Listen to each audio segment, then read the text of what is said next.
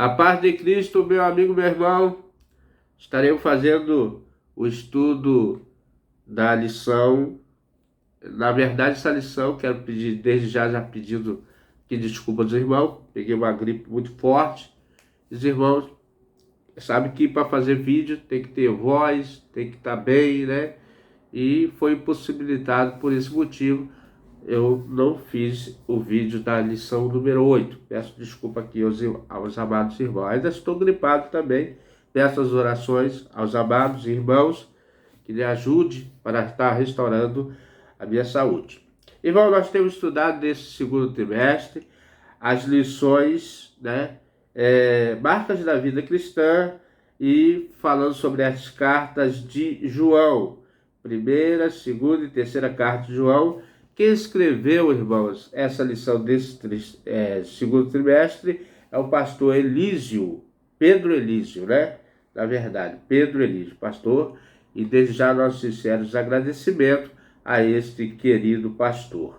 Então, irmão, nós vamos fazer a lição 8 e também faremos também a lição 9. Claro que essa lição os irmãos já leram, mas para dar sequência também, e o compromisso que eu tenho com os irmãos de estar, assim, ajudando o possível sobre as lições da Escola Bíblica Dominical. A lição 8, irmão, vai falar sobre a marca da santificação. E tem como texto base 1 João 2, de 12 a 17. E eu já quero entrar aqui no texto base proposto pelo pastor Pedro Elísio, né? Que é o autor desse trimestre. Então vamos ler aqui primeiramente capítulo 2 da carta de 1 João 12 a 17. Ele fala assim: filhinhos, escrevo porque pelo seu nome vos são perdoados os pecados. Mas escrevo porque conheceste aquele que é desde o princípio. Jovens, vos escrevo porque venceste o maligno, e eu vos escrevi, filhos, porque conheceste o Pai.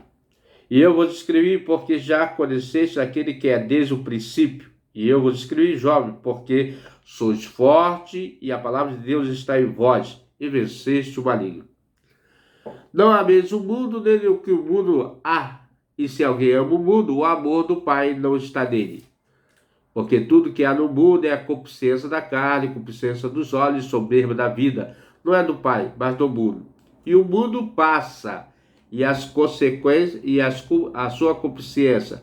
Mas aquele que faz a vontade de Deus permanece para sempre. Então, aquele que faz a vontade de Deus permanecerá para sempre. Essa é a promessa do nosso Pai. E ela está escrita aqui na carta desse apóstolo amado, que é o apóstolo João, né? João, irmão, foi um grande apóstolo que deixou muitas advertências e ensinamentos para os nossos dias atuais, né? Essa mensagem é atualíssima, né? A Bíblia é atual em todo o tempo. Então ele começa assim a introdução ao autor da lição, o pastor Pedro Elísio. A forma íntima com João expõe seus leitores nos remete a uma família. Por que ele está falando por que remete? Porque ele trata de filhos, pais, né? Jovens, anciãos, né? Tudo isso tem dentro de uma família. João expõe seus leitores e nos remete à família no âmbito para ele só pode ser compreendida duas esferas, os filhos de Deus e os filhos de Satanás. Então nesse mundo tem dualíssimo, né? Ou os filhos de Deus ou os filhos do maligno, os filhos de Satanás. A sua realidade nos coloca diante de uma verdade fundamental. Os filhos de Deus não podem estar marcados pelas características dos filhos das trevas. Então, há uma grande distinção, há uma grande separação entre os filhos de Deus e os filhos do diabo. Nós conhecemos os filhos de Deus pelas suas atitudes e os filhos de Deus também pelas suas procedências, né? Primeiro ponto que ele vai tratar é sobre intimidade. Quando você conhece que é uma pessoa íntima, quando você, na verdade, irmão, é uma pessoa íntima, você conhece as suas particularidades, o seu caráter, a sua procedência, a sua vivência, E para isso você tem que ser íntimo daquela pessoa, ser uma pessoa que esteja ligada àquela pessoa. E ele vai falar aqui a intimidade que o cristão deve ter com Deus. De uma maneira muito íntima e próxima, João descreve através de uma analogia, né, a familiar, os níveis de maturidade cristã. Então, é através dessa analogia que o apóstolo João vai falar sobre a nossa maturidade. Quando você fala maturidade, você fala de vivência, de presença na vida de outra pessoa, né? Ele coloca como membro de uma família de Cristo. Ele escreve os conselhos e orientações para cada grupo, né? Filhos, pais. Ter intimidade com Deus é algo primordial para a santidade. Então, primordial para nós termos uma intimidade é ter santos. Na verdade, ser santo, irmão, nos faz com que nós, como é que se diz? Nós nos afastemos das coisas que venha trazer imundice, né, para o seio de Deus, para o convívio de Deus. Entretanto, intimidade não tem a ver com chamar você de Deus de você, né? Como muitos dizem que tem intimidade é chamar Deus de você, porque você é um amigo próximo, né? Mas não é isso não, irmãos. Os pronomes e de tratamentos mais informais. A intimidade a que me refiro está ligada a níveis de maturidade cristã que cada um de nós possui. O tempo que você dispõe àquela pessoa, né? E quanto tempo nós disponhamos para Deus? Quanto tempo nós colocamos à disposição de Deus? Em oração, leitura da palavra, dedicação, trabalho, serviço, né? Familiar, manutenção da família, do lar. Tudo isso está ligado à maturidade cristã. E João descreve isso de maneira muito particular. Aos pais, porque ele trata primeiramente aos pais, né? Pai, falar isso em pai, né? Perdi meu pai, tinha 24 agora, e é uma perda, né? Mas também é um legado que ele nos deixou, foi a sua vivência, a sua intimidade que ele tinha conosco, e Deus é que supre todas as coisas, né? E sou grato a Deus por ter me dado esse pai, que creio que agora ele possa estar no seio com Deus, né? Quero crer assim. Ao falar ao grupo chama de pais, o apóstolo está fazendo menção a crentes maduros. Maturidade vem de maduros, irmãos. Aquele fruto maduro lá no pé da árvore, né? Que está, vamos supor, se fosse uma laranja, se fosse uma banana, ele está maduro, está maturo, já está pronto, né? Para ser ali, servir como alimento. Então, crentes maduros são crentes produtivos, né? Vou dizer assim. São aqueles que possuem conhecimento espiritual aprofundo acerca de Deus. Ele afirma que os denominados pais conhecem profundamente a Deus, né? São pessoas que têm ligações fortes com Deus, têm intimidade com Deus. São pessoas que não se abalam, né? Como o Salmo diz, os justos não se abalam.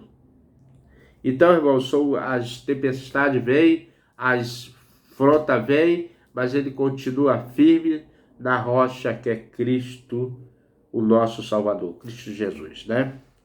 Ele afirma que os denominados pais conhecem profundamente Deus. João está falando da maturidade, utilizando em comparação com livros de família. Na maturidade, usando a analogia de uma família, né? Familiar.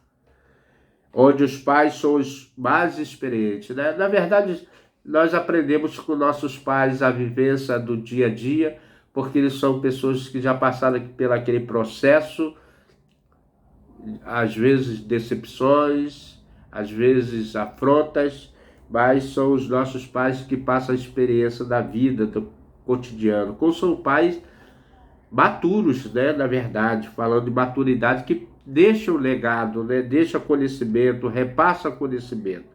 Logo, devemos destacar que o auge da maturidade espiritual não está ligado ao tempo que alguém possui como membro de uma igreja, mas o conhecimento de Deus em sua plenitude, né? Igreja é importante, irmão. Igreja é, vamos dizer assim, é a casa de Deus, né?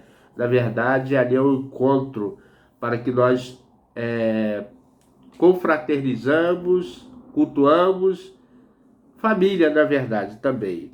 Mas a sua intimidade em casa com Deus, o seu momento de reflexão da sua vida, o que você tem feito e o que você há de fazer também, né? Muitos estão em dúvida se serve a Cristo ou não, se segue ou não, se caminha com Cristo ou não, mas nós sabemos que a maturidade é uma consistência na vida do cristão, é permanecer firme na rocha que é Cristo, né? Outro membro que ele coloca aqui no seio familiar são os jovens. Toda família tem um jovem, né? Toda família tem um adolescente. Toda família tem um que os pais criam, né? E ele aqui vai usar os jovens. O irmão, o jovem, ele tem uma força incrível. E muitas das vezes o jovem não sabe aproveitar essa força, né? Nós vemos muitos jovens envolvidos com coisas muito ruins, né? Eu só vou citar aqui um que tem disseminado muitos jovens ao erro, as drogas, né? Infelizmente as drogas têm levado muitas pessoas ao erro. Não só drogas, mas eu estou citando aqui, é um que abala a sociedade. Nós temos visto aí como é difícil as autoridades, as famílias, a sociedade combater as drogas. É muito difícil, né? Mas só combatemos as drogas verdadeiramente quando o homem é liberto. Mas quem pode libertar esse homem é Cristo, através da sua palavra pregada, ensinada, né? Repare que os pais, na função de pais, ele tem a sua função, né, de ensinar o filho a fugir dos erros. E nós vemos que muitos filhos não querem ouvir os pais, preferem ouvir a voz lá do seu amigo, do mundo. Mas aqui, na analogia, os jovens são fortes, irmãos.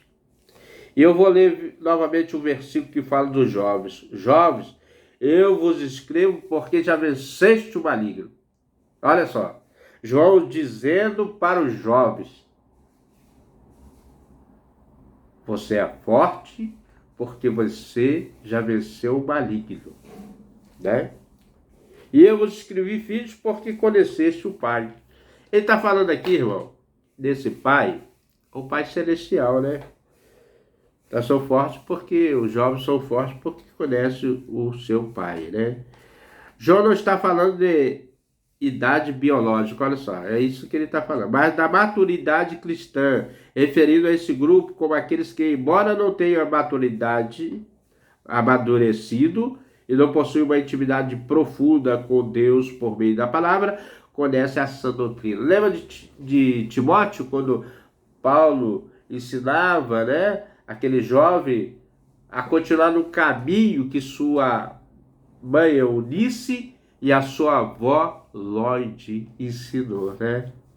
Paulo como professor e pastor desse filho chamado Timóteo, né? Que coisa, né? E ele fala aqui, o autor está falando desse ensinamento dos jovens.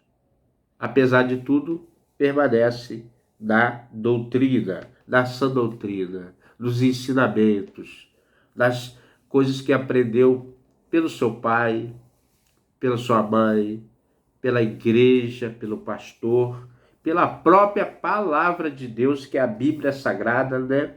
Essa palavra aqui, ó, irmãos, ó, a Bíblia Sagrada é o instrumento mais valioso que nós temos, é o tesouro do céu na terra. Se você almeja ser rico, adquire a palavra de Deus. Impregna no seu coração. Se converta as coisas que você achava que era ruim. Largue o mundo, as coisas do mundo, tudo que você acha que não presta. Através da palavra você vai ter um ensinamento mais profundo. Coisas que eu estou falando aqui que você talvez não esteja ligado, mas o Espírito Santo de Deus fala pela essa palavra. Impressa. Que benção, né? Que benção quando você deixa o Espírito Santo de Deus ser um instrumento para você, na sua vida. Então ele falou aqui desse segundo grupo, os jovens, que sois fortes, já venceste o maligno, né? Espiritualmente falando, aqui ele fala: amadurecimento dessa doutrina, combatendo o pecado, o erro, de ter dentro de si a palavra de Deus, né? Só através da palavra, com o ensinamento, que nós combatemos os erros, os pecados. Desse grupo também, irmãos, dentro do grupo familiar que ele fala aqui, tem os filhos, né? Tem os filhos, os filhinhos, né?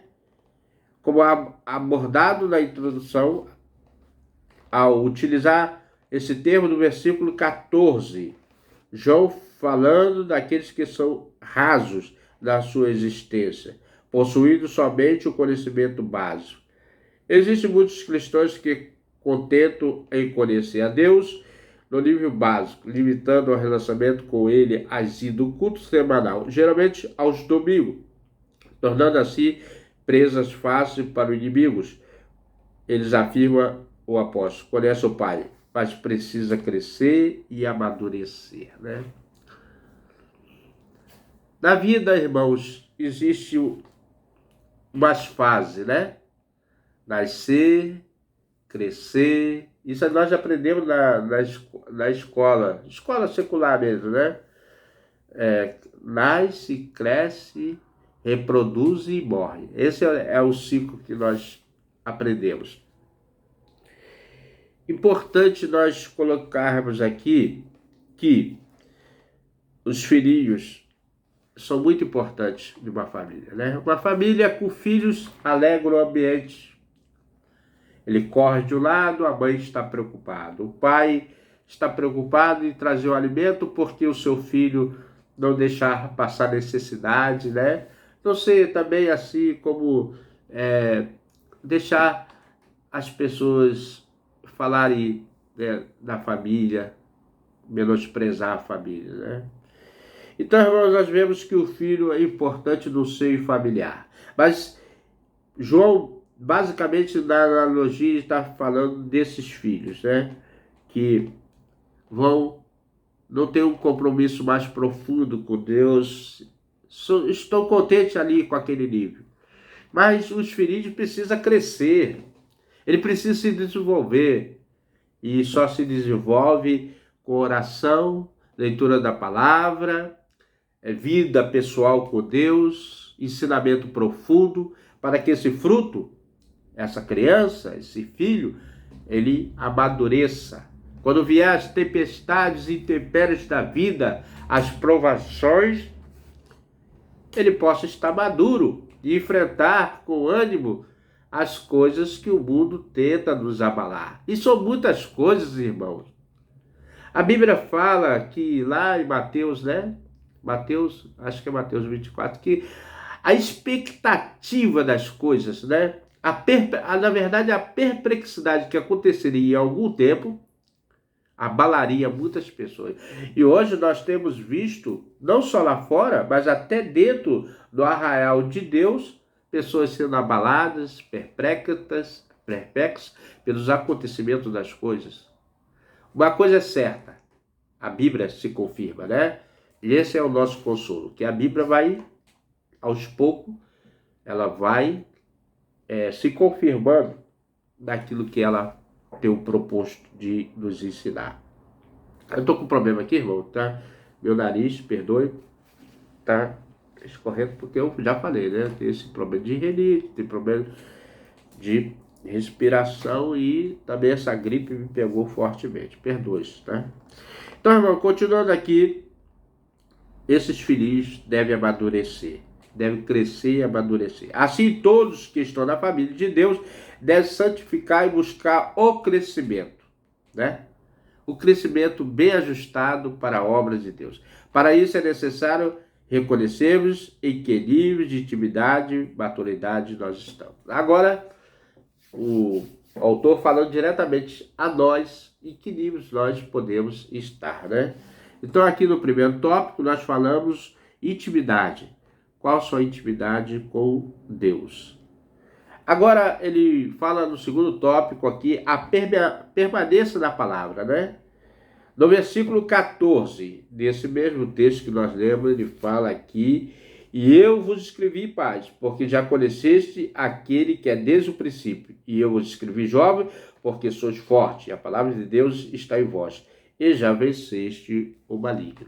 Então, irmãos, é uma coisa fortificante saber que os jovens que permanecem na palavra, o pai que permanece na palavra e o filho que permanece crescendo, se alimentando da palavra, vai continuar a vencer o maligno. Nós sabemos que neste mundo nós só temos um adversário, que é aquele que tenta nos destruir diante de Deus, o maligno, né? Nós temos um adversário, Satanás, o diabo. Ele tem preparado armadilhas para combater a sua igreja e os filhos de Deus, né? E devemos combater esse maligno na palavra, como Jesus mesmo combateu lá, né, quando ele foi tentado. Combateu com a palavra de Deus. É a única coisa que nós podemos... a arma fundamental é a palavra de Deus, né? O salmista faz uma declaração semelhante em Salmo 119, 11. Guardei a tua palavra no meu coração para não pecar contra ti. Irmão, como é precioso o coração, né? Do coração procede todo sentimento, mas aqui o salmista, né? Quero crer que seja Davi, não tenho muita certeza, mas eu creio que foi Davi que falou isso. Guardei no coração a tua palavra para não pecar contra ti, né? É o lugar mais seguro para guardar a palavra de Deus, é no coração. E por meio da palavra que o cristão encontra os conselhos para resistir o maligno, e dela que cada servo de Deus deve alimentar-se. A palavra de Deus, irmão, ela é tão profunda que ela é considerada um alimento cotidiano. Jesus mesmo disse que nem só de pão viverá o homem, mas de toda palavra de Deus. Olha só, irmão, toda palavra, como diz lá, toda escritura divinamente inspirada por Deus para corrigir, redarguir e instruir o homem na sua boa justiça, né? Que glória, né, irmão? Quando a palavra entra no coração do homem. Não há tesouro maior, né? E que cada servo de Deus deve se alimentar e permanecer na palavra de Deus e colocar em prática os conselhos de Deus. Não é só ler, não é só saber o que ela faz, mas a prática é fundamental. A ação, né? Como diz aí os ensinamentos, toda ação tem uma reação. Então, quando você reage dentro da palavra, com certeza as ações de Deus vão estar do seu lado, né, irmão? Vale verificar quantas coisas em nossas vidas podemos ser diferentes, se nós colocarmos em prática o conselho da palavra de Deus. Meu amigo, meu irmão, nações inteiras, se colocasse a palavra de Deus em primeiro lugar, com certeza a economia estaria bem. Os caos sociais, nós estaríamos praticamente sumiriam das ruas, das praças, porque as pessoas seriam mais felizes, respeitariam o seu próximo, o seu irmão, o seu semelhante, teria mais compaixões, seriam mais humanos, estaria mais perto de Deus e não tão longe da verdade. Sempre falo isso quando eu tenho oportunidade. Pilatos foi uma autoridade muito importante lá no tempo de Jesus. E ele questionou Jesus sobre a verdade. O que é a verdade? Jesus mesmo disse que ele era o caminho, a verdade e a vida. Nós podemos dizer que Pilatos estava tão perto da salvação, mas ao mesmo tempo tão longe, né? Porque não reconheceu a verdade. Você hoje tem essa oportunidade de estar perto da salvação, porque você ouviu que Jesus é a verdade, né? Então, irmãos, nós vemos aqui a importância de valorizar a palavra de Deus, né? Nós somos salvos pela palavra de Deus, porque ela nos ensina o caminho da verdade. Em lugares, muitos especialistas, o que em si mesmo não é mal. No entanto, a palavra de Deus, nosso manual de fé, prática, continua sendo lâmpada para os nossos pés, ó, para os nossos caminhos, né? Para que você tem pés para caminhar, né? Olha aí, o caminho, Jesus, né? A luz para o nosso caminho. Salmo 119, versículo 105. Que salmo maravilhoso, né? A vitória sobre o pecado e a marca da santificação depende do quanto temos da palavra de Deus dentro de nós, dentro da pessoa, guardada no lugar mais seguro, que é o coração. Olha só, o salmista falou, né? Guardou a tua palavra dentro do coração para não pecar contra Deus, né? Então, irmãos, é o coração, é a palavra guardada, praticada, disseminada, falada, escrita em todos os lugares. Que maravilha, né? Que estudo profundo dessa semana, a marca da santificação. Santificação que toda uma nação santificada. Aliás, irmãos, o plano de Deus para Israel é que ela fosse uma nação separada das imundícias e fosse espelho para todo mundo. Mas como nada é perfeito, porque nós somos seres humanos, precisamos de um redentor, de um salvador, de uma pessoa que não foi contaminada, que veio a este mundo e provou que ele é perfeito, santo, justo, misericordioso, compassivo, longânimo, Jesus Cristo, né? Jesus Cristo é esse homem, servo, um Deus perfeito que é capaz de resgatar o homem no mais profundo abismo. Nada pôde, nem a morte. Meu pai passou pelo processo da morte. Não sei se nós vamos passar pelo arrebatamento ou pelo mesmo processo de todos os seres humanos, né? O processo da morte. Olhando ali, irmãos, para o caixão. Vi meu pai no caixão, madeiras, ali estava, né?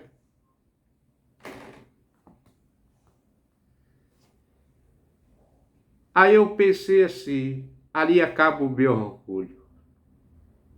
É nessa hora que você reflete, faz a reflexão de quem você é para Deus, para a sociedade, para as pessoas ali. O orgulho acabou. A vaidade, a presunção, a maldade, tudo se acaba ali, né? Em poucos segundos, vem-se em sua mente todas as atitudes de um homem terminam ali. Mas a alma continua. Essa que é a importância da mensagem de Cristo, que nós vamos ter um encontro real com Ele e prestaremos conta de tudo isso, né? Mas nós estamos falando sobre santidade. E agora nós vamos falar de uma coisa que já começou aqui também. A renúncia. O terceiro ponto dessa lição é renúncia. A renúncia, irmão, é algo que você deixa, você poderia fazer, mas você deixa porque você renunciou àquelas coisas, né? Santificar-se é renunciar aos desejos carnais, por amor a Cristo. Deixar de amar ao mundo. Não existe santificação sem renúncia, né? Para você amar a Deus, você tem que renunciar a este mundo, às paixões da carne, os desejos desenfreados, a vaidade, a mentira, a prática do mal, né? Na verdade. É alguém que renunciou a si mesmo para seguir a Cristo. Como referência aqui, o autor coloca Mateus 16, 24, que nós estaremos agora fazendo uso desse versículo, né? Que o autor colocou aqui, Mateus 16, 24. Vou aqui rapidinho, né? Abrir a palavra de Deus, que é o manual, né? Nós estamos estudando isso, manual e prática, né? 16, Mateus 26, o quê? 24, né? Então disse Jesus aos seus discípulos: se alguém quiser vir após mim, renuncie a si mesmo, tome sua cruz e siga. A cruz foi o etsa, né? O máximo, a plenitude de tudo foi a cruz. A cruz, irmão, era usada para o castigo de um malfeitor, nós sabemos disso. E Jesus tinha dois malfeitores ali, né? Um reconheceu o seu pecado, o outro permaneceu crendo na maldade, não querendo aceitar ali a sua situação, nem o Filho de Deus. O outro aproveitou a oportunidade e pediu ao Pai, né? Ó Pai, lembra de mim quando entrar no paraíso, né? E Jesus disse: certamente hoje mesmo estará comigo no paraíso. Que beleza, né, irmão? As oportunidades vêm e a gente tem que segurar ela. Então, em Mateus 24, Jesus fala isso. João aborda de maneira clara que o mundo, tudo que nele há, procede do Pai, pois o mundo jaz no maligno. Lá em João, primeira carta de João, o apóstolo amado, né? Ele fala sobre isso. João 5:19. Vamos ler aqui. Já está aqui, mas nós vamos ler aqui, né? João 5:19. Só um instantinho aqui, né, irmãos? Então diz assim: sabemos que somos de Deus e que tudo e todo mundo está no maligno, né? Sabemos que somos de Deus, mas então, irmãos, o mundo perece porque ainda não receberam, não se atentaram para o presente maior, que é o Filho de Deus, Jesus Cristo, para salvar a alma. O apóstolo evidencia que não é possível amar o mundo e declarar amor a Deus. Muitas pessoas desejam viver sob as bênçãos de Deus, amando o mundo, satisfazendo os desejos da carne, porém o texto deixa nítido que tais atitudes diretamente são contrárias, né? Não tem como ligar essas coisas, né? Amar o mundo é contrário a amar a Deus. E hoje, irmãos, infelizmente, né? Infelizmente, nós vemos muitas pessoas decepcionando pessoas, né? Deus não, porque Deus se decepciona, né? Pessoas, né, que outrora eram exemplos da casa de Deus, eram fiéis nos seus tratos com Deus. E nós vemos com tristeza. Eu me sinto triste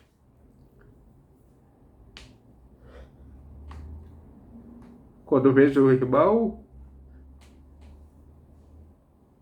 da fé que serviu a Deus e hoje está lá fora, sendo escárnio do mundo, né? Pessoas que eram liderança, pessoas que eram felizes na casa de Deus e hoje estão caídas, né? É triste, muito triste, porque não devemos nos alegrar com a queda de ninguém, não. Devemos resgatar, tentar resgatar, trazer, orar, ter compaixão, misericórdia dessas pessoas. Foi isso que Jesus fez. Lá na cruz do Calvário, todos zombavam dele, humilhavam, batia na face, cuspia e falava: se tu és o Filho de Deus, desça daí. Mas Jesus, olhando para ele, teve uma compaixão imensa. Viu que eles estavam cegos, pessoas cegas, andando sem direção, sem rumo, sem pastores, né? O próprio texto lá no início dos evangelhos fala, né, que estava no vale da sombra da morte, né? Estavam pessoas perdidas e Deus teve compaixão e enviou o seu filho. Então, irmão, é muito triste quando você vê um irmãozinho desse. Vou falar irmãozinho no sentido de carinho, né? Seja qual for a posição da sua igreja, seja pastor, membro, qualquer um. É triste ver o irmão que já pertenceu a qualquer denominação, não estou colocando aqui denominação não, e ele é afastado da presença de Deus pelos seus próprios erros, pelos seus próprios pecados, né? Porque a Bíblia diz assim, do que se queixa o homem? Dos seus próprios pecados. Nós se queixamos dos nossos próprios erros. Oremos para que essas pessoas reconheçam o erro. Oremos para que nós não caiamos no mesmo erro, dos mesmos pecados, das mesmas concupiscências. Que Deus tenha compaixão de nós, de uso da misericórdia para resgatar, trazer de volta as ovelhas perdidas da sua casa, né? Então, irmãos, aqui nós vemos que a renúncia é importante para a santificação, para ser santo. Amar o mundo é o contrário a amar a Deus. E aqueles que amam Deus recebem o seu perdão. Passa a gozar, vou botar esse termo aqui melhor, a alegria de uma nova vida em Cristo. Renunciando ao mundo suas paixões, bem como vivendo em santidade. Não é possível santificar-se sem renunciar ao mundo e ao pecado, né? Não há compatibilidade, igreja, crente, cristão, ter amor ao mundo, viver no mundo, amar o mundo, os desejos do mundo, tudo que o mundo tem de bom, né? Às vezes é bom, que eu digo assim, aquele prazer momentâneo ali, às vezes é prazeroso, né, irmão? Mas são ruínas eternas. Infelizmente, muitas pessoas caíram na cilada dos inimigos, pela concupiscência dos olhos, pelo engano, pela paixão. E Deus tem compaixão de nós, misericórdia de nós, né, da sua igreja.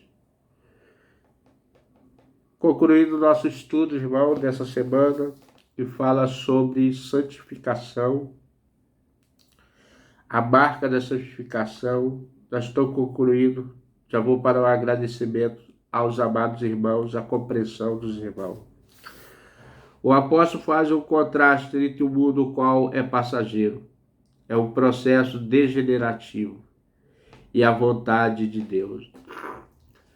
Então, irmão, nós vemos que esse momento que nós estamos aqui nesse mundo agora, esse momento Cronos, né? Que é tempo, nós vamos passar por esse tempo aqui, as coisas vão passar, os acontecimentos, a nossa vida, e tudo isso aí vai ficar para trás. Mas o que fica é realmente o processo degenerativo, né, que nós estamos passando, e a vontade de Deus, qual é imutável, permanece. Deus não mudou a sua palavra, e a palavra não ficou desatualizada ou perdeu valor. Pelo contrário, a vontade dele permanece e a santidade continua sendo exigida na vida de cada cristão, se recebemos de Deus, por meio de Jesus Cristo, a vida eterna. Irmão, o autor nos traz, perdoa aqui, irmão, novamente, do nariz está terrível, gente, perdoa.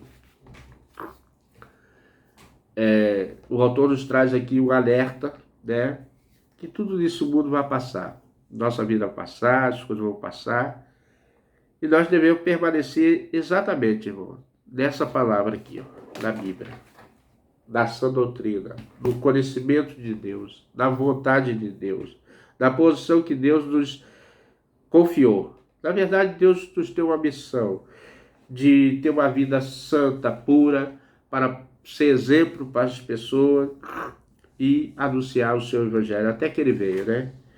E ele nos prometeu a vida eterna. Esse é fundamental para cada cristão. Então, eu desejo, meu irmão, que você que está no caminho de Deus, para mim e para a sua família, que todos nós conheçamos a Deus, prossigamos e conheçamos a Deus. Se afirmamos na palavra, pegamos a ela, cremos poderosamente, né? Hoje, irmãos, nós vemos muitas notícias de pessoas, eu não quero aqui dizer que... irmãos, pelo amor de Deus, eu não estou falando que não existe isso, não estou dizendo. Mas muita gente tem tido muitos problemas de depressão, muitas pessoas. Mas, irmão, eu penso assim, Deus é o que nos conhece. Ele sonda. Ele nos deixou a sua palavra de consolo. E João 14 ele diz, não se turbe o vosso coração, credes em Deus, credes também em mim. Na casa do meu pai, na casa dele, tem muitas moradas. Irmãos, voltemos para a palavra, busquemos, andemos, caminhemos com Cristo. Larguemos as coisas que para trás ficam e avançamos em direção a Cristo, que é poderoso. Ao terceiro dia, lá na cruz, os demônios já festejavam e Cristo ressurgiu. O inferno foi abalado, a estrutura do inferno.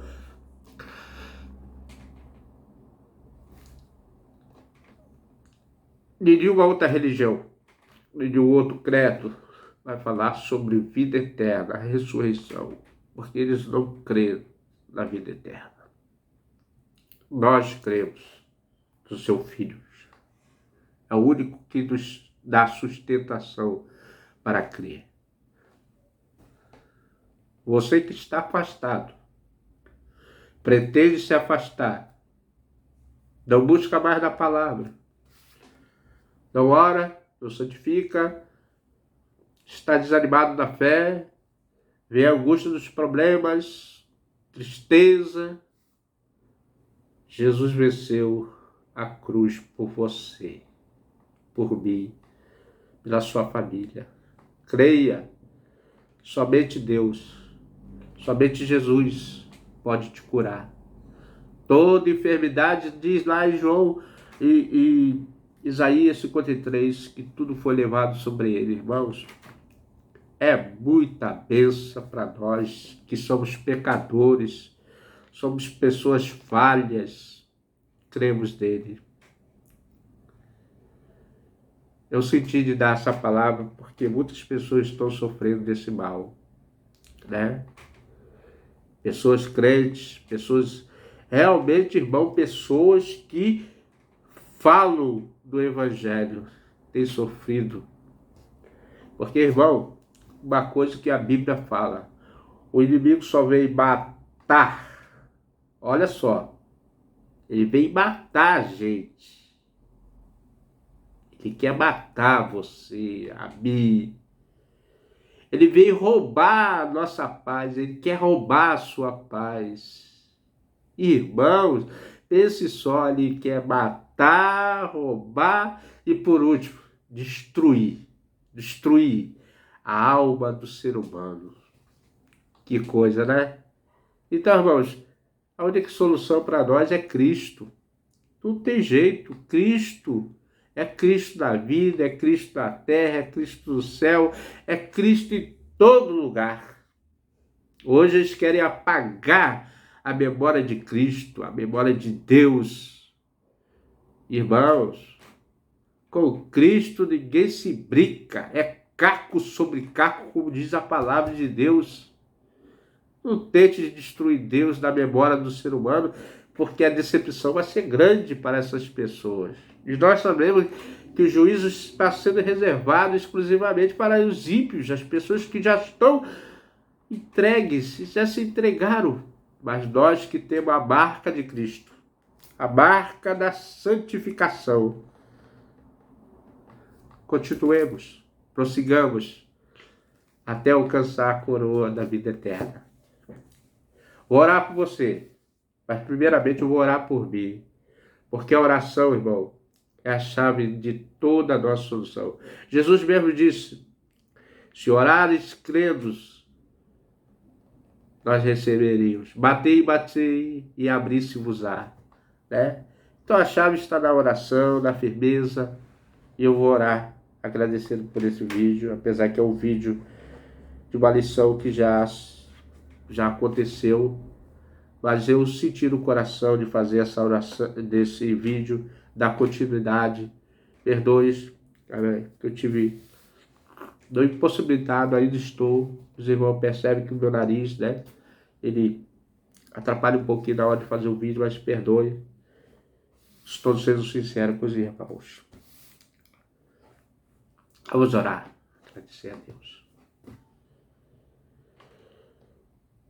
Senhor Deus, Senhor nosso Pai, querido Deus, eterno Deus, nunca houve e jamais haverá um Deus